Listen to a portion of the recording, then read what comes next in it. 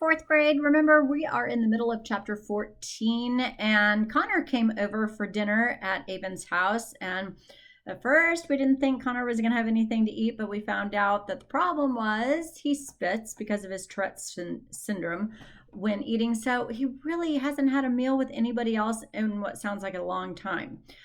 So let's pick it up from here. Thank you, Sterling Publications, for allowing us to do this read aloud and see how far we get through chapter 14 today. So Connor's expression changed. I wish my parents were as understanding as yours. It got to the point at home that neither one of them wanted to eat with me anymore. A little bit of this is repeat from yesterday. My dad would yell at me for spitting, and that would make matters even worse. He tugged at his hair. Now I just eat in my room by myself. Mom's hardly ever around, so it doesn't matter anyway.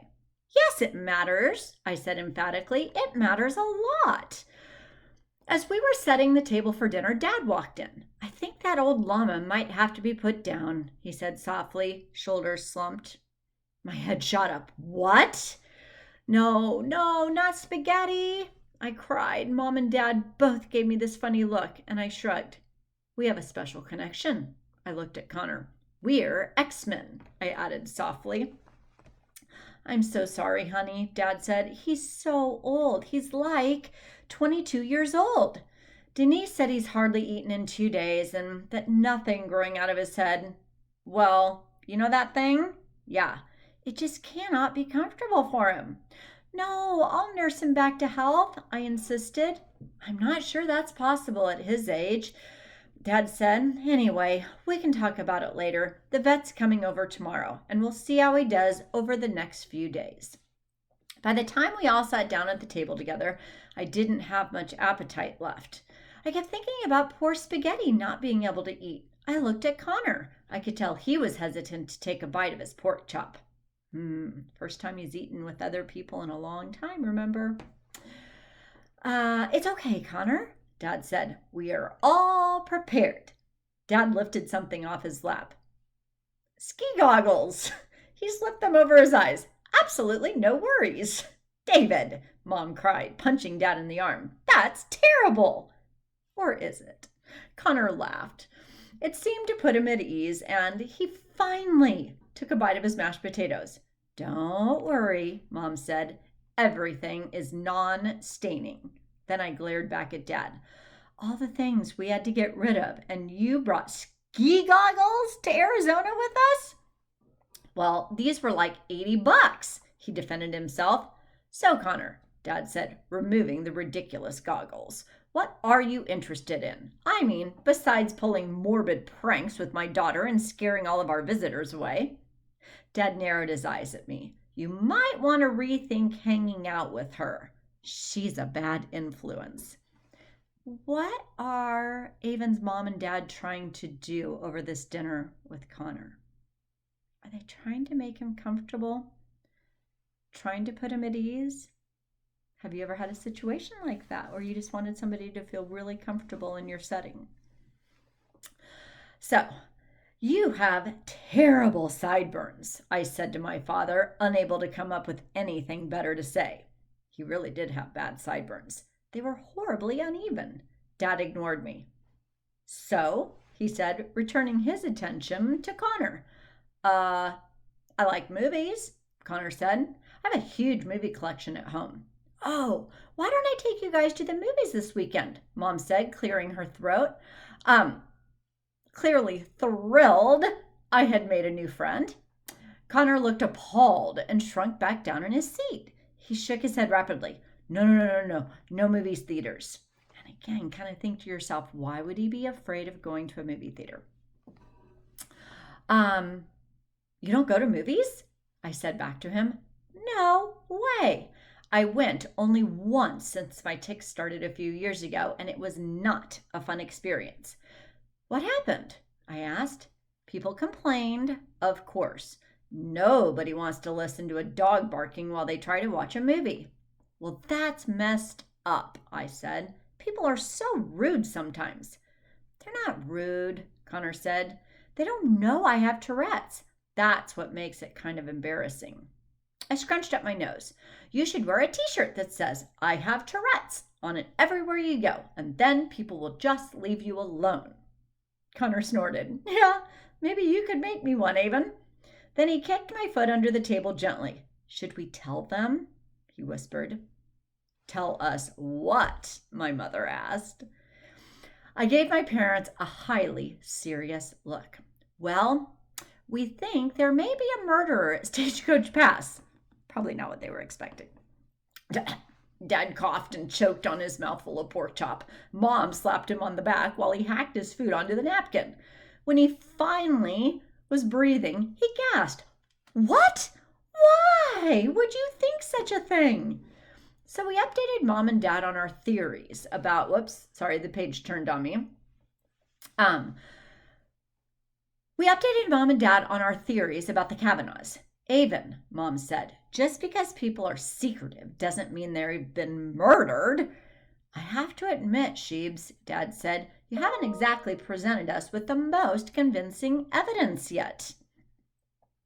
Well, some people just really value their privacy, Mom added. I nodded at them like I agreed, but Connor and I gave each other knowing looks. Yeah, right. Like we were going to let it go that easily. Then Connor looked from me to my parents and back again. So where does Avon get her red hair from? He asked. I'm adopted, Connor, I said. Oh, that's so cool, said Connor. It's so cool, said Mom. I rolled my eyes. Here she goes. She loves telling people about my adoption. Connor looked at Mom with interest. So Mom took that as her cue to tell the story for the millionth time. Well, she began, Avon's dad and I couldn't have a baby, so we figured we'd end up adopting one. I started reading a lot about adoption online. Then one day I was on this website and there was a tab that said, Kids in Need of a Forever Family. So I just clicked on it. I scrolled down until I saw it, the most precious little angel baby face I'd ever seen in my entire life. It was mine, in case you were wondering, I added. I knew the moment I saw her she was my daughter, Mom went on. You know, with those chubby pink cheeks and bright red mop of hair. She'd never seen such a precious, beautiful, amazing, brilliant, intelligent child. And I said, Connor raising an eyebrow at me, I may be embellishing this just a little bit. And kind of use those context clues. What does embellishment mean? Embellishing a story. No, that's not at all, Mom said. I knew right at the moment I saw her that I was looking into the face of my daughter. It was like she was born for me right in that moment. Some women birth babies through their you-know-whats, but I birthed Avon through the computer that day. I groaned. Mom, that is the worst part of your story. Connor totally didn't need to hear that. Really, Laura? Dad even said, It is the worst. It's just awful. She glared back at Dad before returning to her story. Anyway, right below her picture it said Avon, 2 years old. I couldn't believe she was 2 years old and hadn't been adopted yet. Yeah, she didn't realize she was on an adoption website for children with special needs, I said. So I clicked on the picture and that's when I saw that she did not have arms. Didn't matter, I said. She wanted me anyway. Mom gave me those gushy love-faced looks. So I broke the news to her dad that night at dinner. Yeah, Dad said. She told me my future daughter was a beautiful redhead. Oh, and also, she doesn't have any arms.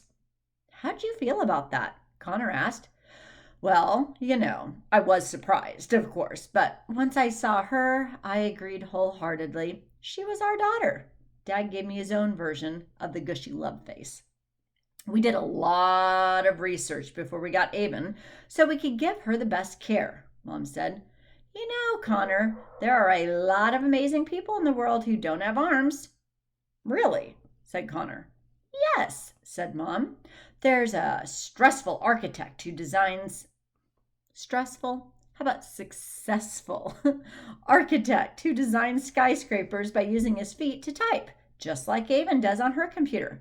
And there's a woman who paints beautiful artwork that sells for quite a lot of money. And there's that guy who's the motivational speaker, Dad added. Oh, yeah, Mom said. And then there are people just living totally regular lives, raising babies, driving cars, and doing everything people with arms do. That's so cool, said Connor. Remember when we visited that teacher? What was his name? Carl? Dad said to Mom. We found him through this website, Mom told Connor. It was called Unarmed Education. We had to drive all the way to Colorado to meet him, but it was so worth it. He showed us how he did all kinds of things, Dad said. He even drove us to the grocery store. No arms. Can you blame? Oh, yeah, Mom laughed. David chewed his fingernails the whole way to the grocery store. Can you blame me? Dad asked Connor. Anyway, Mom said, he shopped for food all on his own, made us a lovely dinner with his feet. We knew Avon was going to be able to do all these things and more. When we finally got her, though, she couldn't do anything. Mom threw her arms up in exasperation.